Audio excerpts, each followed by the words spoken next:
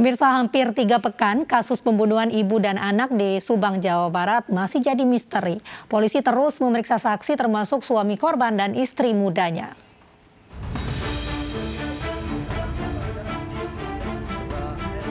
Polisi masih terus mendalami kasus pembunuhan ibu dan anak yang jenazahnya ditemukan di bagasi mobil pada 18 Agustus lalu. 25 saksi diperiksa polisi, namun belum ada titik terang siapa pelaku pembunuhan. Senin siang polisi kembali memeriksa suami korban Yosef dan istri mudanya Mimin. Keduanya juga sudah menjalani pemeriksaan psikologis. Kuasa hukum suami korban beserta istri mudanya mengungkapkan bahwa selain anak pertama dan suami korban, ada orang lain yang memiliki akses masuk ke dalam rumah dan sering datang pada malam hari, yaitu keponakan korban.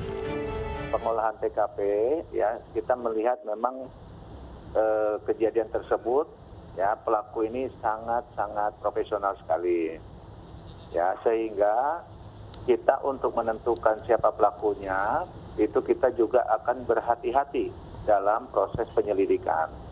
Secara konvensional kita sudah melakukan, secara digital pun kita sudah melakukan. 3 pekan lalu, seorang ibu dan anaknya ditemukan tewas di dalam mobil. Kasus ini terungkap setelah suami korban melaporkan ke kepala desa setempat yang kemudian meneruskan laporan ke polisi. Hasil penyelidikan di TKP terungkap tidak ada barang yang hilang dan tak ada satupun bagian rumah korban yang rusak. Polisi menduga pelaku pembunuhan adalah orang yang sudah dikenal korban. Tim Liputan iNews melaporkan. Terlilit utang karena kecanduan judi online, seorang suami menjamret istri yang hendak menyetorkan uang perusahaan ke bank. Saat ditangkap polisi, pelaku mengaku penjamretan merupakan sandiwara yang dibuat pasangan suami istri.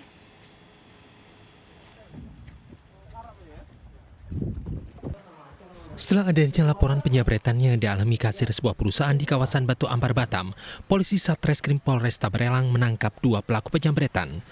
Saat polisi meringkus 2 pelaku penjamretan di sebuah resort di kawasan Barelang, Batam, Kepulauan Riau, polisi dibuat terkejut karena salah satu pelaku merupakan suami korban penjamretan. Pura-pura dijamret, Bu. Kenapa ada keinginan seperti itu? Karena kami banyak hutang, Bu, banyak tanggungan. Kenapa bisa banyak hutang? Ada sebagian main judi online, Bu. Judi? Ya. Istrimu main judi juga? Nggak ada, Bu.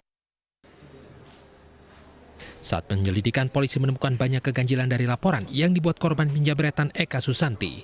Dalam laporannya, Eka Susanti mengatakan tas berisi uang perusahaan sebesar 105 juta rupiah dirampas penjamret bermotor. Yang bersangkutan dijamret oleh orang tak dikenal di sekitaran Batu Ampar. Tetapi setelah diadakan penyelidikan oleh anggota, ditemukan bahwa pelaku jambret tersebut adalah suaminya. Untuk menghilangkan jejak, uang senilai 105 juta rupiah langsung ditukarkan pelaku. Saat ini polisi masih memeriksa ketiganya di unit Jatara Satreskrim Polresta Barelang. Dari Batam, Kepulauan Riau, Gusti Yenosa, iNews melaporkan. Kita beralih ke informasi. Polisi tetapkan Ustadz Muslimin, oknum pengajar pondok pesantren, menjadi tersangka penganiayaan belasan santri di Demak, Jawa Tengah. Tersangka mengaku jengkel pada santrinya yang tak kunjung tidur hingga menampar dan memukulinya.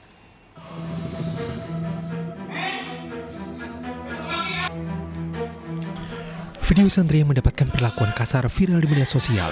Kejadian ini terjadi di Desa Jogoloyo, Kecamatan Wonosalam, Demak, Jawa Tengah. Dalam video, oknum pengajar menampar dan meninju belasan santri yang masih berusia belasan tahun. Video direkam seorang warga sekitar pondok pesantren yang terganggu atas suara keras dan bentakan oknum pengajar pada santrinya. Setelah viral, polisi pun langsung ke lokasi dan mengamankan pelaku serta membawa korban untuk divisum. Dari hasil visum terdapat beberapa luka memar yang dialami sedikitnya 11 santri yang masih anak-anak.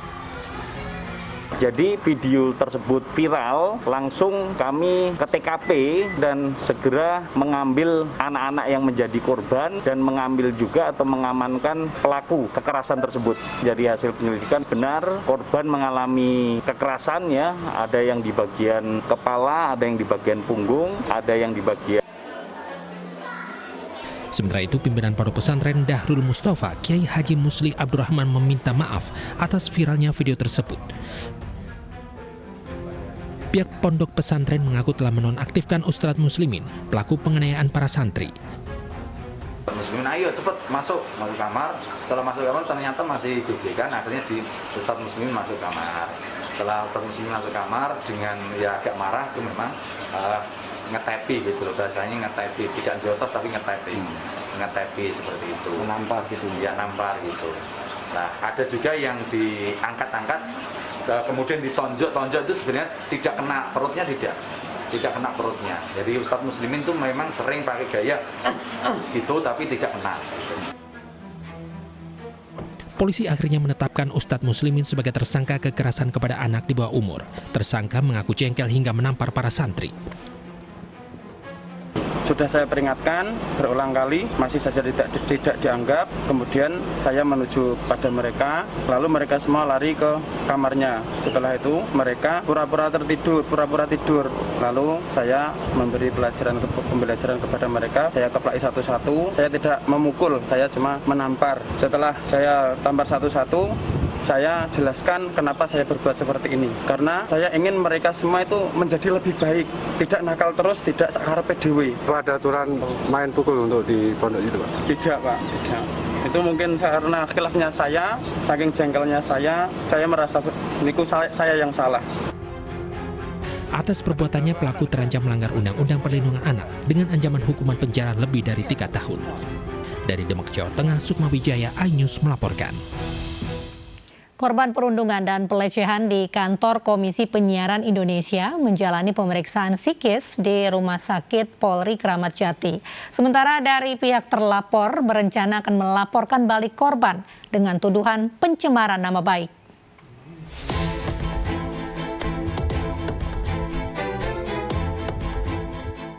Korban perundungan dan pelecehan seksual di kantor Komisi Penyiaran Indonesia, MS, bersama kuasa hukumnya mendatangi Rumah Sakit Polri untuk menjalani tes psikis.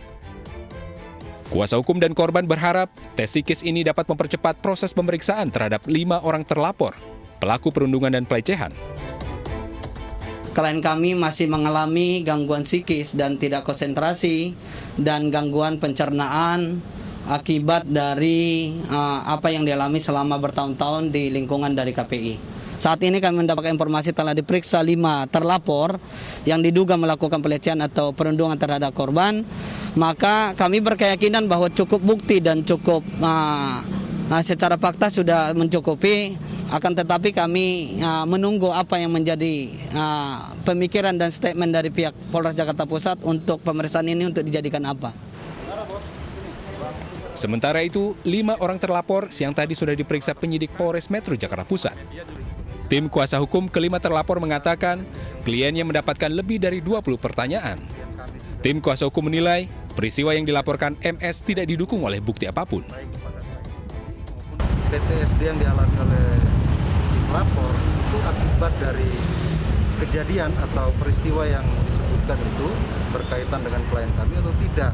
Nah inilah tugas kepolisian, ya, tugas semua pihak untuk menelusuri itu secara detail, dan kami juga berharap untuk itu dibuka terang-terangnya karena klien kami berkepentingan, sangat berkepentingan agar kasus ini dibuka terang-terangnya.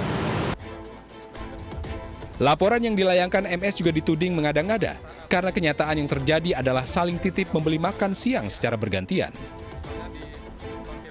Kalaupun ada masalah yang dirilis itu tentang perbudakan, kemudian ceng-cengan lah bahasa kita, yaitu hal yang biasa.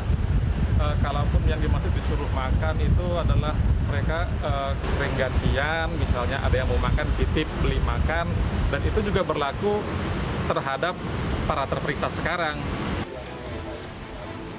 Tim kuasa hukum menambahkan, laporan terhadap kliennya mengakibatkan tekanan psikologis, bukan hanya terhadap kliennya, tapi juga terhadap keluarganya. Karena itulah, kliennya akan berencana melaporkan balik MS atas kasus pencemaran nama baik. Dari Jakarta, Rani Sanjaya, iNews melaporkan.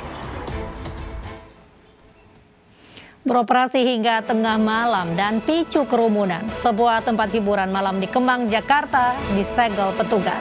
Selengkapnya sesaat lagi.